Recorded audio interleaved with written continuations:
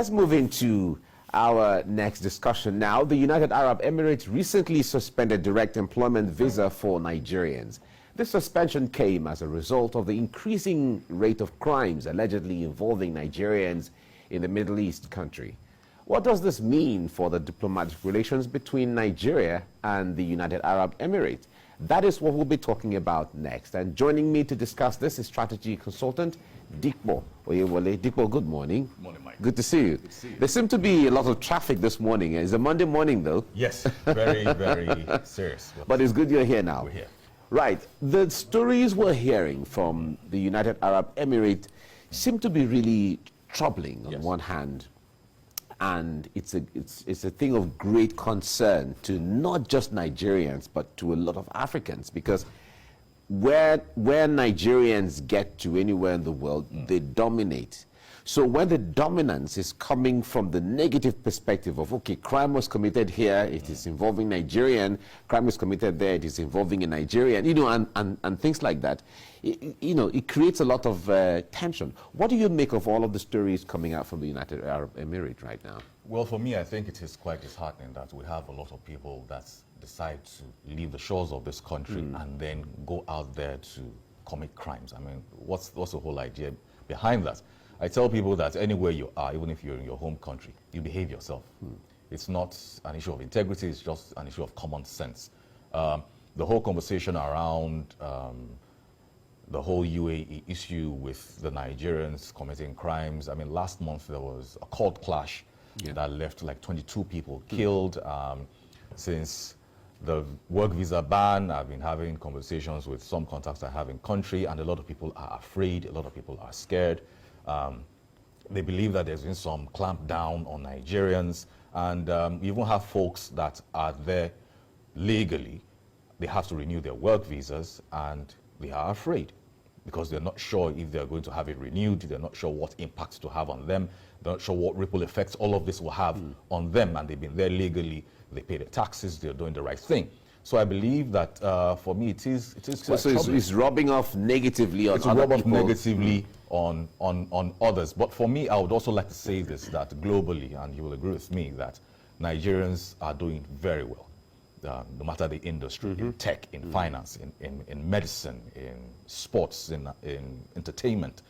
But it's just unfortunate that a lot more people get painted with the same brush as the bad eggs. So for me, I think that is... But what do you make, though, of a situation where, because there was a case sometime last year where I was reading up on it, where I think they were from one of the West African countries, but somehow they got the Nigerian visa and they were there. They were involved in crime, and then they were said to be Nigerians. But after much investigation, it was discovered they were not even Nigerians in the first place. What do you make of a situation like that, where a lot of people, or some people, come out to show, oh, we are Nigerians, but originally they are not? So like you said, right, and rightly so, that Nigerians, anywhere we are, we dominate. We have a commanding presence. So I think for me, it would make sense if I come from a West African nation and then I try to affiliate myself with the Nigerian community abroad. So I believe that is what the mentality of that is, and I also don't believe that a lot of them do it because they want to commit crimes in the names of being a Nigerian or under the guise of being Nigerians. Okay. They just want to be part of the Nigerian community. Unfortunately, we also have some people that do that and then go ahead to commit crimes that rubs off on us in negative lights. But I think that is something that our own system should look into very well, so that we're able to separate who is doing what and where they're coming from. Considering this employment visa ban by the UAE, how do you think this is going to, impact on the diplomatic relations between the UAE and Nigeria?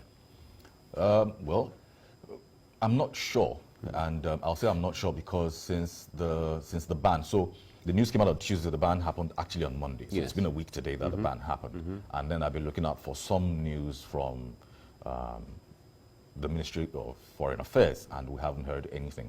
The only thing we heard from the government was from Abike Dabiri, the chairperson in charge of diaspora affairs, where she said that the affected persons should visit the embassy in the UAE. That's all that was said. And for me, that sounds like you're on your own. We're not going to get involved in this. Now, am I saying that the federal government of Nigeria should throw the full weight behind people who have committed crimes, even though they be Nigerians abroad? That's not what I'm saying. But I'm saying that they also need to look at it from a bigger picture. If you let this go, if you let this slide, they can only have a conversation with them, really, because there's really nothing much they can do.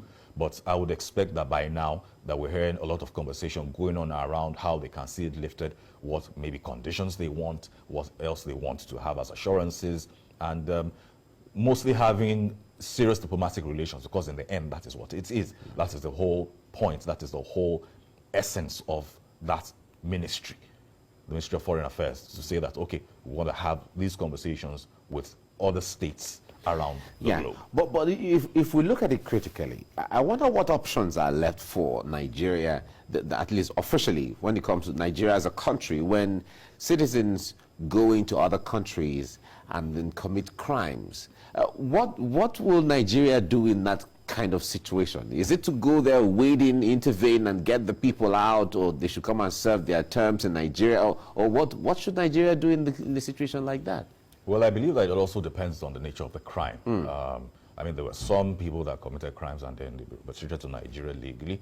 There are also people who have committed crimes and then they were allowed to serve out their time in the nation where they committed the crime, within the jurisdiction which they committed the crime. Because it's also important that the people of that nation also get justice. That is also another way they can get it. Some people won't even allow you to repatriate certain criminals to Nigeria because they believe that they will not get punished, they won't get justice. So they can only do their best, the Nigerian government, and from time to time these conversations need to be had. Under whatever means, under whatever guise, these conversations need to be had. So it is just important that they also understand that long term, if this continues and then there isn't much being done, a lot of other nations will see it as, okay, I think they're quite complacent. I think it was maybe 2 days before the whole UAE conversation came about, we had also conversations around Nigerians being arrested and deported from Ghana. Now, Ghana is our neighbor over here. And so that tells me that what is the problem exactly?